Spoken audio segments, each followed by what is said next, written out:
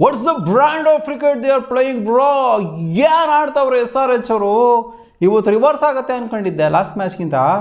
ಇಲ್ಲ, ರಿವರ್ಸ್ ಅಲ್ಲ, repeat telecast ಆಗಿದ್ದು. ಲಾಸ್ಟ್ ಮ್ಯಾಚ್ ಏನು ಮಾಡಿದ್ರೋ ಸಿಮಿಲರ್ ರಿಪೀಟ್ ಟೆಲಿಕಾಸ್ಟ್ ಆಗಿದೆ ಇವತ್ತು ಗ್ರೋ. ಏನು ಬೌಲಿಂಗ್ ನಾವು ಬಿಡ್ತಾ ಇರೋದಲ್ಲಿ.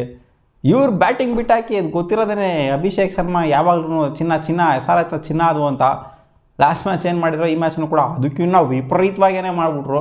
ಯಪ್ಪ, ಕ್ರಿಸ್ ಗೇಲ್ದು ಅಟ್ ಸಮ್ ಪಾಯಿಂಟ್ ಹೆಂಗೆ ಅನಿಸ್ತು ಅಂದರೆ, ಕ್ರಿಸ್ ಗೇಲ್ದು 175 ಇದೆಯಲ್ಲ, ಆ ರೆಕಾರ್ಡ್ ಹತ್ರ ಬಂದ್ಬಿಟ್ಟವ್ರು, ಆ ರೆಕಾರ್ಡ್ ಧ್ವಂಸ ಮಾಡಿಬಿಟ್ರು ಅಂತ ಅನಿಸಿತ್ತು. ಯಾಕಂದರೆ 12 ಓವರ್, ಆಲ್ಮೋಸ್ಟ್ 12 ಓವರ್ಗೆ ಬಂದಂಥ ಸೆಂಚುರಿಯಲ್ಲಿ ಇನ್ನೂ 8 ಓವರ್ ಮಿಕ್ಕಿತ್ತು. ಬ್ರಾರು ಕೂಡ ಹತ್ರ ಬರೋದಕ್ಕೆ ಆಗಲಿಲ್ಲ, ಯಾಕಂದರೆ ಸ್ಟ್ರೈಕ್ ಕೂಡ ಅಷ್ಟು ಸಿಗಲಿಲ್ಲ. ಸ್ಟ್ರೈಕ್ ಕ್ಲಾಸನ್ಗೆ ಕೊಡ್ತಾಯಿದ್ರು, ಜೊತೆಗೆ ಬೌಲಿಂಗ್ ಕೂಡ ಒಂದು ರೇಂಜಿಗೆ ಕಂಟ್ರೋಲ್ಗೆ ತೊಗೊಂಬಂದರು ಡೆಲ್ಲಿ ಕ್ಯಾಪಿಟಲ್ಸ್ ಅವರು. ಡೆತ್ ಓವರ್ಸಲ್ಲಿ ಸ್ವಲ್ಪ ಲಾಸ್ಟ್ ಓವರ್ ಓಡಿಸ್ಕೊಂಡ್ರು, ಅದು ಬಿಡ್ತು ಅಂದರೆ ಒಂದು ರೇಂಜಿಗೆ ಕಂಟ್ರೋಲ್ನ ತೊಗೊಂಬಂದರು ಡೆತ್ ಓವರ್ಸ್ ಅಂತ ಬಂದಾಗ. ಸೊ ಪರವಾಗಿಲ್ಲಪ್ಪ, ಡೆಲ್ಲಿ ಕ್ಯಾಪಿಟಲ್ಸ್ ಅವರು ಇನಿಷಿಯಲಿ ಅಂದರೆ ಮಿಡ್ಲ್ ಓವರ್ಸಲ್ಲಿ ಚಚ್ಚಿಸ್ಕೊಂಡ್ರು, ಆಮೇಲೆ ಸ್ವಲ್ಪ ಡೆತ್ ಓವರ್ಸ್ ಬರ್ತಾ ಒಂದು ರೇಂಜಿಗೆ ಕಂಟ್ರೋಲ್ ತೊಗೊಂಬಂದರು. ಇಲ್ಲ ಅಂತಂದರೆ ಇದು 270, 280 ಕೊಟ್ಟೋಗ್ಬಿಟ್ರೋದು ಸ್ಕೋರು. ಏನು 250 ಹೊಡೆಯೋದು ಅಂದರೆ 240 ಹೊಡೆಯೋದು, ಏನು ಆಟ ಮಾಡ್ಕೊಂಬಿಟ್ಟವ್ರೆ SRH ಅವರು. ಏನು ಪ್ರತಿ ಮ್ಯಾಚ್ ಇದೇ ಆಗೈತಲ್ಲ ಇವ್ರದ್ದು. ಅಲ್ಲಿ ಆಟ ಥರನೇ ತೋರಿಸ್ತಾರೆ. ಒಂದು ಸೀಸನಲ್ಲಿ ಮಿನಿಮಮ್ ಅಂದ್ರೂ ಕೂಡ 240 ಸ್ಕೋರು 3-4 ಇಟ್ಟಿರ್ತಾರೆ ಗುರು ಇವರು, ಮಿನಿಮಮ್ಮು. ಇದೇನು ಫಸ್ಟ್ ಸೀಸನ್ ಅನ್ನಲ್ಲ, ಲಾಸ್ಟ್ ಸೀಸನ್ ಅದೇ ಮಾಡ್ರು, ಅದು ಲಾಸ್ಟ್ ಸೀಸನ್ ಕೂಡ ಅದೇ ಮಾಡಿ. ಇವರೇ ಅಲ್ವಾ ಬ್ರ್ಯಾಂಡ್ನ ಸ್ಟಾರ್ಟ್ ಮಾಡಿದ್ದು. 270, 280 ಸೊ ಈ ಥರ ಬ್ರ್ಯಾಂಡ್ ಆಫ್ ಫೀಲಿಂಗ್ಸ್ಗಳನ್ನ ಸ್ಟಾರ್ಟ್ ಮಾಡಿದ್ದೆ ಅಭಿಷೇಕ್ ಶರ್ಮಾ ಆ್ಯಂಡ್ ಟ್ರಾವಿಸ್ ಹೆಡ್ನ ಒಂದು ಕಾಲ ಅಂತ ಹೇಳ್ತಾರೆ. ಸೊ ಆ ಕಾಲದಿಂದನೇ ಒಂದು ಸ್ಟಾರ್ಟ್ ಆಗಿದ್ದು. ಸೊ ಅದನ್ನ ಕಂಟಿನ್ಯೂ ಮಾಡ್ತಿದ್ದಾರೆ ಹಂಗೇನೆ ಅಭಿಷೇಕ್ ಶರ್ಮಾ. 135 ರನ್ನು ಗುರು. ಆಲ್ಮೋಸ್ಟ್ ಎಷ್ಟು 200 ಸ್ಟ್ರೈಕ್ಗಳಲ್ಲಿ 190+ ಸ್ಟ್ರೈಕ್ಗಳಲ್ಲಿ ಆಡಿದಂಥ ಬ್ಯಾಟಿಂಗ್. 10 4, 10 6, 100 ರನ್ನು ಬಂದಿರೋದು ಬೌಂಡ್ರೀಸಿಂದನೇ. 35 ರನ್ ಮಾತ್ರ ಓಡಿರೋದು ಅಷ್ಟೇ ಇವರು. 100 ರನ್ ಬೌಂಡ್ರೀಸ್ ಗುರು. ಬಟ್ ಕ್ಲಾಸನ್ ಆಡಿದಂಥ ಆಟ ಎಂಥ ಆಟ ಆಡೋದು. ಕ್ಲಾಸನ್ ಆಲ್ಮೋಸ್ಟ್ 300 ಸ್ಟ್ರೈಕ್ಗಳಲ್ಲಿ ಆಡಿದ್ದು. 37 ರನ್ ಜಸ್ಟ್ ಫ್ರಮ್ 13 ಬಾಲ್ಸ್ಲಿ ಹೊಡೆದದು. 3 6, 3 4. ಏನು ಚಚ್ಚಿದ್ದು ಕ್ಲಾಸನ್ನು ಡೆತ್ ಓವರ್ಸಲ್ಲಿ ಬಂದ್ಬಿಟ್ಟು. ಇನ್ಫ್ಯಾಕ್ಟ್ ಅಭಿಷೇಕ್ ಶರ್ಮಾ ಅಷ್ಟೊಂದು ಹೊಡೆದಿದ್ದವ್ರೇ, ಇಲ್ಲ ನನಗೆ ಡೆತ್ ಓವರ್ಸಲ್ಲಿ ಎಂಟೆಗೆ ಆಡೋದಕ್ಕೆ ಬರೋದಿಲ್ಲ, ಅಂದರೆ ಅಷ್ಟೊಂದು ಕಂಟ್ರೋಲ್ ಇಲ್ಲ ನನಗೆ, ನೀನೇ ಆಡುಗ್ರೋ ಅಂತ ಸ್ಟ್ರೈಕ್ನ ಇವ್ರಿಗೆ ಕೊಡ್ತಾಯಿದ್ರು, ಕ್ಲಾಸನ್ ಅವರಿಗೆ ಬಿಟ್ಕೊಂಡು ಕೊಡ್ತಾಯಿದ್ರು. ಅವರೇ ಹೇಳಿದ್ರು ಇದರಲ್ಲೂ ಕೂಡ, ಪೋಸ್ಟ್ ಮ್ಯಾಚಲ್ಲೂ ಕೂಡ ಹೇಳಿದ್ರು. ಪೋಸ್ಟ್ ಮ್ಯಾಚಲ್ಲ ಇನ್ಫ್ಯಾಕ್ಟ್ ಮಿಡ್ ಇನ್ನಿಂಗ್ಸಲ್ಲಿ ಹೇಳಿದ್ರು, ನನಗೆ ಡೆತ್ ಓವರ್ಸಲ್ಲಿ ಅಷ್ಟೊಂದು ಕಂಟ್ರೋಲ್ ಇಲ್ಲ, ಅದಕ್ಕೋಸ್ಕರ ನಾನು ಸ್ಟ್ರೈಕ್ನ ಅವರಿಗೆ ಕೊಡ್ತಾ ಇದ್ದೆ ಅಂತ. ಅಷ್ಟೊಂದು ಹೊಡೆದ್ರು ಕೂಡ ಅವ್ರು ಕೇಪೇಬಲ್ ಇದ್ದಾರೆ ಡಿಸಾಸ್ಟರ್ ಮಾಡೋದಕ್ಕೆ. ನಾನು ಪೋಪ್ಲಲ್ಲಿ ಮಿಡ್ಲ್ ಓವರ್ಸಲ್ಲಿ ಕಂಟ್ರೋಲ್ ಅಂತ ತೊಗೊತೀನಿ, ಬಟ್ ಡೆತ್ ಓವರ್ಸ್ ಅಂತ ಬಂದಾಗ ಕ್ಲಾಸನ್ನೇ ಸರಿ ಅದಕ್ಕೆ ಅಂತ ಅವರೇ ಹೇಳ್ಬಿಟ್ರು. ಸೊ ಏನು ವಿಕೆಟೇ ಬಿದ್ದಿಲ್ಲ, ಒಂದೇ ವಿಕೆಟ್ ಎತ್ತಿರೋದು. ಅಕ್ಷರ್ ಪಟೇಲ್ ಎತ್ತಿದ್ರು ವಿಕೆಟಲ್ಲಿ, ಟ್ರಾವಿಸ್ ಹೆಡ್ದು 97 ರನ್ನ ಪಾರ್ಟ್ನರ್ಶಿಪ್, ಓಪನಿಂಗ್ ಪಾರ್ಟ್ನರ್ಶಿಪ್ಪು. ಪವರ್ ಅಂತ ಹೆವಿ ಸ್ಕೋರ್ ಏನು ಮಾಡಲಿಲ್ಲ ಅಲ್ಲಿ. ಆಲ್ಮೋಸ್ಟ್ ಎಷ್ಟು 60+ ಕ್ಲೋಸ್ ಟು 70 ಅಷ್ಟೇ ಬಂದಿದ್ದು. 70 ರನ್ ಅಂತ ಅಂದ್ಕೊಳ್ಳಿ, ಇಲ್ಲಿ ಒಂದು ವಿಕೆಟು ಕಳ್ಕೊಂಡಿರಲಿಲ್ಲ. ನೋ ಲಾಸಿಗೆ 70 ರನ್ ಕ್ಲೋಸ್ ಟು ಅಷ್ಟೇ ಹೊಡೆದಿದ್ದು. ಏನಲ್ಲ ನಮ್ರಾಮ್ 100 ರನ್ ಏನು ಹೊಡೆದಿರಲಿಲ್ಲ. ಹೌದು, ನಾವು ನಾರ್ಮಲಾಗಿ ನೋಡೋದು ಹೆಂಗೆ ಅಂದರೆ, ಇವರು 100 ರನ್ ಹೊಡಿತಾರೆ, 100 ರನ್ನು ಅಥವಾ 80, 90 ರನ್ ಮಿನಿಮಮ್ ಹೊಡೆದು ಬಿಡ್ತಾರೆ. ಈ ಒಂದು 240 ಸ್ಕೋರ್ ಅಂತ ಅಂದಾಗ ಮಿನಿಮಮ್ ಅಷ್ಟು ಹೊಡೆದ ಪೋಬ್ಳಲ್ಲಿ ಅಂತ ಅನ್ಕೊಬೋದು. ಬಟ್ ಅಷ್ಟು ಹೊಡೆದಿರಲಿಲ್ಲ. ಮಿಡ್ಲ್ ಓವರ್ಸಲ್ಲಿ 127 ರನ್ ಹೊಡೆದಿದ್ದು. ಮಿಡ್ಲ್ ಓವರ್ಸಲ್ಲೇ ಚಚ್ಚಿ ಇಕ್ಕಿದ್ದಲ್ಲಿ. ಡೆತ್ ಓವರ್ಸ್ಗಿಂತ ಪೋಪ್ಳೆಗಿಂತ ಮಿಡ್ಲ್ ಓವರ್ಸಲ್ಲೇ ಹಾವಳಿ ಅದ್ದೂರಿ ಹಾವಳಿನ ಕೊಟ್ಟಿದ್ದಲ್ಲಿ. ಏನು ಆಡಿದ್ದು ಟ್ರಾವಿಸ್ ಹೆಡ್ ಇವರು ಅಭಿಷೇಕ್ ಶರ್ಮಾ ಅವರು ಮಿಡ್ಲ್ ಓವರ್ಸಲ್ಲಿ. ಆಲ್ಮೋಸ್ಟ್ 13ನೇ ಓವರ್ಗೂ ಕೂಡ ಫುಲ್ಲು ಫ್ಲೋರ್ ಕಾಣಿಸ್ಕೊಂಡ್ರು. ಆ ಸೆಂಚುರಿ ಆಗೋರ್ಗೂ ಕೂಡ ಫುಲ್ಲು ಫ್ಲೋರ್ ಕಾಣಿಸ್ಕೊಂಡ್ರು. ಆಮೇಲೆ ಸ್ವಲ್ಪ ಡೌನ್ ಆದರು, ಸ್ವಲ್ಪ ಸ್ಟ್ರೈಕ್ ರೇಟ್ ಮೇಲೆ. ಅವಾಗ 45 ಬಾಲ್ಗೆ ಬಂದಿದ್ದು, 47 ಬಾಲ್ಗಂತ ಕಾಣಿಸಿದೆ. 47 ಬಾಲ್ಗೆ ಬಂದಿದ್ದು ಸೆಂಚುರಿ. ಅದಾದಮೇಲೆ ಸ್ವಲ್ಪ ಹಂಗೆ ಆಯಿತು ಅಷ್ಟೇ ಅವರ ಒಂದು ಗ್ರಾಫು. ಅವಾಗಲೇ ಕ್ಲಾಸನಿಗೆ ಸ್ಟ್ರೈಕ್ ಕೊಡೋದಕ್ಕೆ ಸ್ಟಾರ್ಟ್ ಮಾಡಿದ್ದು. ಒಂದು ಅನ್ಫಾರ್ಚುನೇಟ್ ಡಿಸ್ಮಿಸಲ್ ಆಗಿದ್ದು ಇಶಾನ್ ಕಿಶನ್. ಅವರು ಏನು ಕಮ್ಮಿ ಅಲ್ಲ, ಅವರು ಕೂಡ ಆಲ್ಮೋಸ್ಟ್ 180 ಸ್ಟ್ರೈಕಲ್ಲಿ ಬ್ಯಾಟಿಂಗ್ನ ಆಡ್ತಾಯಿದ್ರು. ನಿತೀಶ್ ರಾಣಾ ಅವ್ರ ಕೈಗೆ ಹೊಡೆದ್ಬಿಟ್ಟು ಬಾಲು ಬೋಲ್ಡಿಗೆ ಹೋಗಿ ಹೊಡಿತು, ರನ್ಔಟ್ ಆಗಿಬಿಟ್ರು. One of the unfortunate dismissal ಅಂತ ಹೇಳ್ಬೇಕಿಲ್ಲ ಅಂತಂದರೆ ಅವರು ನಿಂತ್ಕೊಂಡು ಇನ್ನೂ ಅವರು ಒಂದು 50ನ ಕಂಪ್ಲೀಟ್ ಮಾಡ್ಕೊಂಡಿರೋರು. ಬಟ್ ಮೆಚ್ಕೊಬೇಕಾಗಿರೋದು ಏನು ಮೆಚ್ಕೊಬೇಕಾಗಿರೋದು ಗುರು, ಡೆಲ್ಲಿ ಕ್ಯಾಪಿಟಲ್ಸ್ ಅವರು ಒಂದು ರನ್ಔಟ್ ಮಾಡಿತ್ತು ಅಂತ ಅಂದಿದ್ರೆ, KL ರಾಹುಲ್ ಹಿಡಿದ್ಬಿಟ್ಟು ಹೊಡೆದಿತ್ತು ಅಂತ ಅಂದಿದ್ರೆ ಸಿಕ್ಕಾಪಟ್ಟೆ ಕ್ಲೋಸ್ ಇತ್ತು ಗುರು, ಸಿಕ್ಕಾಪಟ್ಟೆ ಕ್ಲೋಸ್ ಇತ್ತು. ಅಭಿಷೇಕ್ ಶರ್ಮಾ ರನ್ಔಟ್ ಆಗಿರ್ಬೋದಾಗಿತ್ತು, ಹಿಡಿದ್ಬಿಟ್ಟು ಹೊಡೆದಿತ್ತು ಅಂತ ಅಂದಿದ್ರೆ. 50 ರನ್ನಿಗೆ ಔಟ್ ಆಗಿಬಿಟ್ರು ಅವರು. ಸೊ ಅಲ್ಲಿಂದ ಏನು ಬೇಕಾದ್ರೂ ಕತೆ ಚೇಂಜ್ ಆಗಿರ್ಬೋದಾಗಿತ್ತು. 200ಗೆ ರೆಸ್ಟ್ರಿಕ್ಟ್ ಆಗ್ತಿದ್ರು, 210ಗೆ ರೆಸ್ಟ್ರಿಕ್ಟ್ ಆಗ್ತಿದ್ರು, ಅಥವಾ 215ಕ್ಕೆ ರೆಸ್ಟ್ರಿಕ್ಟ್ ಆಗ್ತಿದ್ರು. 242 ಸ್ಕೋರು ಏನಾದ್ರು 215ಕ್ಕೆ ರೆಸ್ಟ್ರಿಕ್ಟ್ ಆಗಿತ್ತು ಅಂತಂದರೆ ಇವ್ರು ಆಡೋಂಥ ರೀತಿಯೇ ಚೇಂಜ್ ಆಗಿರೋದು. ಇವ್ರು ಗೇಮ್ನ ಅಪ್ರೋಚ್ ಮಾಡೋಂಥ ರೀತಿಯೇ ಚೇಂಜ್ ಆಗೋಗ್ಬಿಟ್ರೆ ಡೆಲ್ಲಿ ಕ್ಯಾಪಿಟಲ್ಸ್. ನೋಡಿ ಹತ್ರ ಬಂದಿದ್ದಾರೆ, ಕ್ಲೋಸ್ ಟು 200 ಅಂತ ಅಂದರೆ 215, 210 ಇದ್ದಾಗ ಅದು ಡಿಫ್ರೆಂಟಾಗಿಯೇ ಕಾಣಿಸುತ್ತೆ ಸ್ಕೋರ್ ಬೋರ್ಡಲ್ಲಿ ಆ್ಯಂಡ್ ಚೇಸ್ ಮಾಡೋವಂಥ ಒಂದು ಇದರಲ್ಲಿ. 215 ಆಲ್ಮೋಸ್ಟ್ 220 ಅಂತ ಅಂದ್ಕೊಳ್ಳಿ, ಇದು ಚೇಸಬಲ್ ಅಂತಲೇ ಅನಿಸುತ್ತೆ. 240 ಆ್ಯಂಡ್ ಎಬೋ ಹೋಯಿತು ಅಂತಂದರೆ ಗುರು ಇದೇನು ಗುರು, ಇದು ಸೆಕೆಂಡ್ ಹೈಯೆಸ್ಟ್ ಚೇಸ್ಡ್ ಆಗೋಗ್ಬಿಟ್ಟಿರೋದು ಇವತ್ತೆರೋ ಚೇಸ್ ಮಾಡಿದ್ರು ಡೆಲ್ಲಿ ಕ್ಯಾಪಿಟಲ್ಸ್ ಅಂತಂದರೆ. ಹಿಸ್ಟ್ರಿ ಬರೆದ್ಬಿಟ್ಟಿರ್ತಿದ್ರು. ಇದು ಸ್ಕೋರ್ ಹೋಗ್ತಾ ಇದ್ದಂಗೆ 140+ ಹೋಗ್ತಾ ಇದ್ದಂಗೆ ಒಂದು ರೇಂಜಿಗೆ ಗೊತ್ತಾಯಿತು. ಟಾಪ್ 3ಯಲ್ಲಿ ಇರೋವಂಥವ್ರು ಯಾರಾದರೂ ಒಬ್ಬರು ಕಿಂತ್ಕೊಂಡು ಲಾಸ್ಟ್ವರೆಗೂ ಆಡ್ತು ಅಂದರೆ ಆಟ ಇದು, ಚೇಸ್ ಮಾಡ್ತಾರೆ. ಇಲ್ಲ ಅಂತಂದರೆ ಚೇಸ್ ಮಾಡೋದಕ್ಕೆ ಇದು ಅಸಾಧ್ಯ ಅಂತ. ಟಾಪ್ ಇರೋವಂಥವ್ರು ಅಲ್ಲಿ ಪತ ನಂಗೆ ಉದುರ್ಬಿಟ್ರಲ್ಲ ಅಲ್ಲಿ ನಿಸಾಂಕ ಅಲ್ಲಿ ಪೋಪ್ಲೇಲೆ ಗಾನ್ ಕೇಸಲ್ಲಿ. ಹೌದು, ಏನು ಪೋಪ್ಲೇರ್ ಅದಾದ ನಂತರ ಏನು ವಿಕೆಟ್ನ ಕೇಳ್ಕೊಳ್ಳಿಲ್ಲ. ಒಂದು ಪಾರ್ಟ್ನರ್ಶಿಪ್ ಬಿಲ್ಡ್ ಆಯಿತು ನಿತೀಶ್ ರಾಣಾ ಅವ್ರ ಜೊತೆಗೆ KL ರಾಹುಲ್ ಅವ್ರದ್ದು. ಬಟ್ ಅಲ್ಲಿ ಬಿತ್ತು ನೋಡಿ ವಿಕೆಟು, ನಿತೀಶ್ ರಾಣಾ ಅವ್ರ ವಿಕೆಟ್ ಬಿತ್ತು ನೋಡಿ, ಅಲ್ಲಿಂದ ಸ್ಲೈಡ್ ಸ್ಟಾರ್ಟ್ ಆಗೋಗ್ಬಿಡ್ತಿರೋದು. ಪಟ ನನಗೆ KL ರಾಹುಲ್ ಆಪರ್ಚುನಿಟಿ ಕೂಡ ಕ್ರಿಯೇಟ್ ಆಗಿತ್ತು. ಸೊ ಒಳ್ಳೆ ಬ್ಯಾಟಿಂಗ್ನ ಆಡಿದ್ರು ಗುರು SRH ಅವರು ಇವತ್ತು, ಕ್ಲಾಸಿ ಬ್ಯಾಟಿಂಗ್ನ ಆಡಿದ್ರು. ಸೈಕು ಥರ ಡಿಸಾಸ್ಟರ್ ಮಾಡಿ ಬಿಸಾಕ್ಬಿಟ್ರು ಅಂತ ಹೇಳಬೇಕು ಡೆಲ್ಲಿ ಕ್ಯಾಪಿಟಲ್ಸ್ ಅವರ ಬೌಲರ್ಸ್ಗಳನ್ನ. ಹುಚ್ಚು ನಾಯಿಗೆ ಇಟ್ಟಾಡ್ಸ್ಕೊಂಡು ಹೊಡೆದವ್ರಲ್ಲಿ ಯಾರು ಕೂಡ 10ಕ್ಕಿಂತ ಕಮ್ಮಿ ಇಲ್ಲ ಅಲ್ಲಿ. ಎಕಾನಮಿ 10ಕ್ಕಿಂತ ಯಾರ್ದು ಕಮ್ಮಿ ಇಲ್ಲ. ಇರೋ ಬೌಲರ್ಸ್ಗೆಲ್ಲ ಬೆಂಡೆತ್ತಿ ಬ್ರೇಕ್ ಆಗಿರೋದನ್ನ ಇವತ್ತು ಚಚ್ಚಿ ಕೆಡವರೆ. ಒಂದೇ ವಿಕೆಟ್ ಬಿದ್ದಿರೋದು ಅಕ್ಷರ್ ಪಟೇಲ್ಗೆ, ಯಾರು ಕೂಡ ಬಿದ್ದಿಲ್ಲ.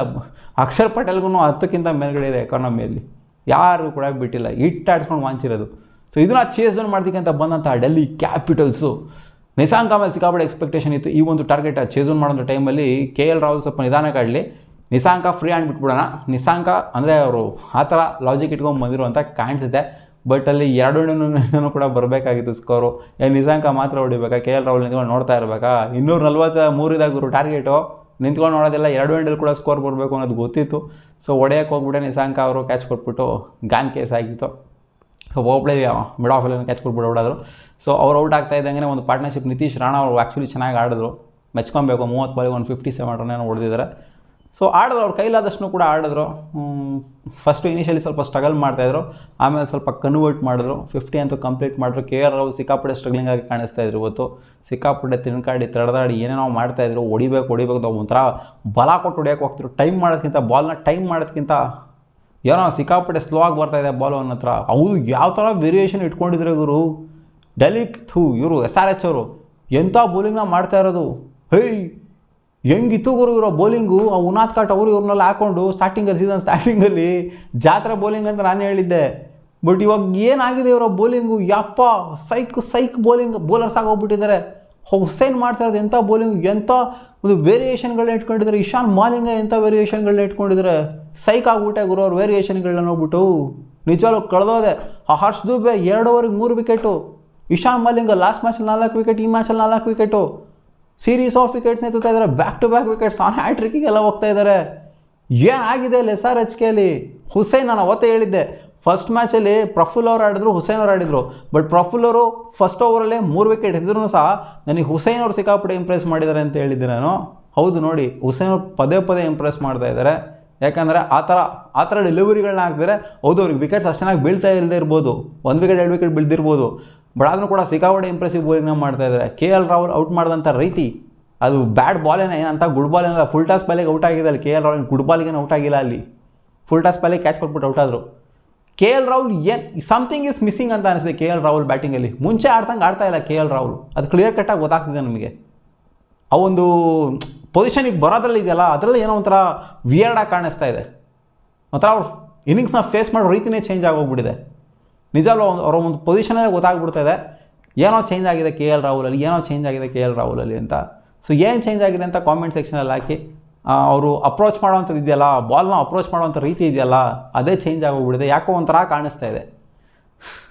ಸೊ KL ರಾಹುಲ್ ಔಟ್ ಆಗ್ತಿದ್ದಂಗೆ ಈ ಕಡೆ ನಿತೀಶ್ ಕುಮಾರ್ ರೆಡ್ಡಿ ಕೂಡ ಔಟ್ ಆಗ್ತಾ ಇದ್ದಂಗೆ ನಿತೀಶ್ ಕುಮಾರ್ ರೆಡ್ಡಿ ಏನಕ್ಕೆ ಔಟ್ ಆಗ್ತಾರೆ. ನಿತೀಶ್ ರೆಡ್ಡಿಗೆ ಇವಾಗ ಸರಿಯಾಗಿ ವಾಂಚ್ಬಿಟ್ಟವ್ರೆ.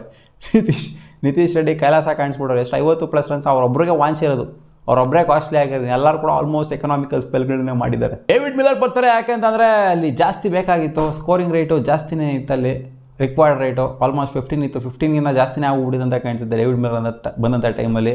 ಬಂದಿದ್ದ ತಕ್ಷಣ ಗಾನ್ ಕೇಸ್ ಬೋಲ್ಡ್ ಆಗೋಗ್ಬಿಡೋದು ನೋಡಿ, ಸೈಕಾಗಿ ಬಿಡ್ತಾರೆ ಮಾತ್ರ ಬಾಲು. ಇಶಾನ್ ಮಲಿಂಗ ಅವರಾದ ನಂತರ ಬ್ಯಾಕ್ ಟು ಬ್ಯಾಕ್ ವಿಕೆಟ್ಸು, ಅವರಾದ ನಂತರ ಏನೇನಲ್ಲ ಸ್ಟಪ್ಸು, ಹಿಂದಕ್ಕೆ ತಿರ್ಕೊಂಡು ಹೊಡೆಯೋಕೆ ಹೋಗ್ತಾಯಿದ್ರು. 1-2 ಸಕ್ಸಸ್ ಆಗ ಬೌಂಡ್ರಿ ಕಾಣಿಸ್ತು, ಬೌಂಡ್ರಿ ಬಂತು. ಮತ್ತೆ ಪದೇ ಹಿಂದೆ ತಗೊಂಡು ಏನು ಬಕ್ರಾಗಳು ಅನ್ಕೊಂಡ್ಬಿಟ್ಟವ್ರೆ SRH ಬೌಲರ್ಸ್ಗಳನ್ನ. ಪದೇ ಹಿಂದೆ ತಿರುಗ್ತಾ ಇತ್ತು ಅಂತಂದರೆ ಅವರು ಸ್ವಲ್ಪ ಬುದ್ಧಿವಂತಿಕೆ ಉಪಯೋಗಿಸ್ತಾರಮ್ಮ. ಏನು ಕಟ್ರು ಬಿಡ್ತಾ ಇದ್ದೀವಿ ಇವತ್ತು ಇಶಾನ್ ಮಲಿಂಗ. ಏನು ಸ್ಲೋವರ್ ಒನ್ನು, ಫಾಸ್ಟು ಆಗ್ತಾರೆ, ಸ್ಲೋನೂ ಆಗ್ತಾರೆ, ಕಟರ್ಸು ಆಗ್ತಾರೆ. ಕಟರ್ಸಿಗೆ ಇವತ್ತು ಕತ್ತರಿಸ್ಕೊಂಡು ಹೋಗ್ಬಿಟ್ರು ಅಂತ ಹೇಳಬೇಕು ಡೆಲ್ಲಿ ಕ್ಯಾಪಿಟಲ್ಸ್ ಅವರು. ಸೈಕ್ ವೇರಿಯೇಷನ್ ಇಟ್ಟಿದ್ದಾರೆ. ಸೊ ಇವ್ರು ಇಟ್ಟಿರುವಂಥ ವೇರಿಯೇಷನ್ ಜೊತೆಗೆ ಹುಸೇನ್ ಇಟ್ಟಿರುವಂಥ ವೇರಿಯೇಷನ್. ಹುಸೇನ್ ಹಾಕೋ ಸ್ಪೀಡು ಆಲ್ಮೋಸ್ಟ್ 150 ಅವರು ಕ್ಲಾಕ್ ಮಾಡ್ತಾರೆ, ಜೊತೆಗೆ 110 120ಗೆಲ್ಲ ತೊಗೊಂಬಂದ್ಬಿಡ್ತಾರೆ ಬಾಲ್ನ ಸಡನ್ನಾಗೆ. ಆ್ಯಂಡ್ ವೇರಿಯೇಷನ್ ಸಿಕ್ಕಾಪಟ್ಟಿದೆ. ಸ್ಲೋವರ್ 1 ಹಾಕ್ತಾರೆ, ಸ್ಲೋವರ್ ಬೌನ್ಸರೆಲ್ಲ ಹಾಕ್ತಾರೆ ಗುರು. ಸ್ಲೋರ್ ಬೌನ್ಸರ್ ಇವರು ಆಗ್ತಾರೆ ಸಿಕ್ಕಾಪಟ್ಟೆ ಸೈಕ್ ವೇರಿಯೇಷನ್ ಇಟ್ಕೊಂಡಿದ್ರೆ ಈ ಇಬ್ಬರು ಬೌಲರ್ಸ್ಗಳು ನನಗೆ ಸಿಕ್ಕಾಪಟ್ಟೆ ಇಂಪ್ರೆಸ್ ಮಾಡಿದ್ದಾರೆ. ಆ್ಯಂಡ್ ಆಬ್ವಿಯಸ್ಲಿ ಹರ್ಷದೀಪ್ ಅವರು ಎಲ್ಲ ಮ್ಯಾಚನ್ನು ಕೂಡ ಇಂಪ್ರೆಸ್ ಮಾಡ್ಕೊಂಡು ಬಂದಿದ್ದಾರೆ. ಆ್ಯಂಡ್ ಈ ಮ್ಯಾಚನ್ನು ಕೂಡ ಇಂಪ್ರೆಸ್ ಮಾಡಿದ್ರು. 2 ಓವರ್ ಬೌಲಿಂಗ್ ಸಿಕ್ಕಿದ್ದು, ಬಟ್ ಆದರೂ ಕೂಡ ಎಷ್ಟು ವಿಕೆಟ್ 3 ವಿಕೆಟ್ 2 ವಿಕೆಟೋ 3 ವಿಕೆಟ್ ಎತ್ತಿದ್ದಾರೆ. ಸೊ ಬಟ್ ಆದರೂ ಕೂಡ ಇಶಾನ್ ಮಾಲಿಂಗ ಖಂಡಿತ ಇವರಿಗೆ ಮ್ಯಾಚ್ ವಿನ್ನರ್ ಆಗ್ತಾ ಇದ್ದಾರೆ. ಲಾಸ್ಟ್ ಮ್ಯಾಚ್ ಕೂಡ ಮ್ಯಾಚ್ ವಿನ್ನರ್ ಆದರು, ಈ ಮ್ಯಾಚ್ ಕೂಡ ಮ್ಯಾಚ್ ವಿನ್ನರ್ ಆದರು. ಇನ್ನೇನಲ್ಲ ಅಕ್ಷರ್ ಪಟೇಲ್ ಬಂದ್ಬಿಟ್ಟು ಔಟ್ ಆಗಬೇಕಾಗಿತ್ತು ಬಾಟಮಲ್ಲಿ. ಇನ್ನು ಲೈನಾಗಲ್ಲೇ ಹರ್ಷದೀಪ್ ವಿಕೆಟ್ನ ತ್ಯಾಗ ಮಾಡ್ಬಿಟ್ಟು ಹೋಗಬೇಕಾಗಿತ್ತು ಅಷ್ಟೇ, ಬೇರೆ ಏನಿಲ್ಲ ಅಲ್ಲಿ. ಇನ್ನೇನು ಮಾಡಿದ್ರಪ್ಪ ಅಲ್ಲಿ ಡೆಲ್ಲಿ ಕ್ಯಾಪಿಟಲ್ಸು. ಅಷ್ಟು 10,000 ವಿಕೆಟ್ ಹೋಗ್ತಾ ಇದ್ದಂಗೆ ಇದು ಮ್ಯಾಚ್ ಮುಂಚೆನೇ ಸೀಲ್ ಡೌನ್ ಆಗಿತ್ತು. ಇವ್ರು ಆಡಿದ ಇಂಟೆಂಟ್ ನೋಡ್ತು ಅಂತಂದ್ರೆ ಇನಿಷಿಯಲಿ ಪೋಪ್ಲೆಲ್ 59 ರನ್ ಹೊಡೆದವ್ರೆ. 59 ರನ್ಗೆ 1 ವಿಕೆಟ್ನ ಕೇಳ್ಕೊಂಡಿದ್ದಾರೆ. ಬೇಕಾಗಿರೋದೆಷ್ಟು 242 ಟಾರ್ಗೆಟಲ್ಲಿ ಇವ್ರು 59 ರನ್ ಪೋಪ್ಲೆಲ್ ಹೊಡಿತು ಅಂತಂದರೆ ಅದು ಸ್ಕೋರ್, ಅದು ಅಲ್ಲೇ ಬಿದ್ದೋದ್ರು. ಬೇಕಾಗಿತ್ತು ಒಂದು 80 ರನ್ ಬೇಕಾಗಿತ್ತು ಪೋಪ್ಲೆಲ್ಲೇ. ಅವಾಗ ಚೆನ್ನಾಗಿ ಆಡ್ತಾವ್ರೆ ಅಂತ ಅನ್ಬೋದು. ಹೌದು, ಒಂದು 200-210 ಟಾರ್ಗೆಟ್ ಸಿಕ್ಕಿತ್ತು ಅಂತಂದಿದ್ರೆ ಚೇಸರ್ ಮಾಡಿರ್ತಿದ್ರು ನಾವು ಡೆಲ್ಲಿ ಕ್ಯಾಪಿಟಲ್ಸು. ಏನಾದ್ರು ಕಳಪೆ ಅಂಥ ವರ್ಷಾಗಿ ಏನಲ್ಲಿ 150 ಕ್ಯಾಲೌಟ್ ಏನಾಗಿಲ್ಲ ಅಲ್ಲಿ, 9 ವಿಕೆಟ್ನ ಕೆಳ್ಕೊಂಡಿರ್ಬೋದು. ಬಟ್ ಆದರೂ ಕೂಡ ಒಂದು ಡೀಸೆಂಟ್ ಪರ್ಫಾರ್ಮೆನ್ಸ್ನ ಕೊಟ್ಟಿದ್ದಾರೆ.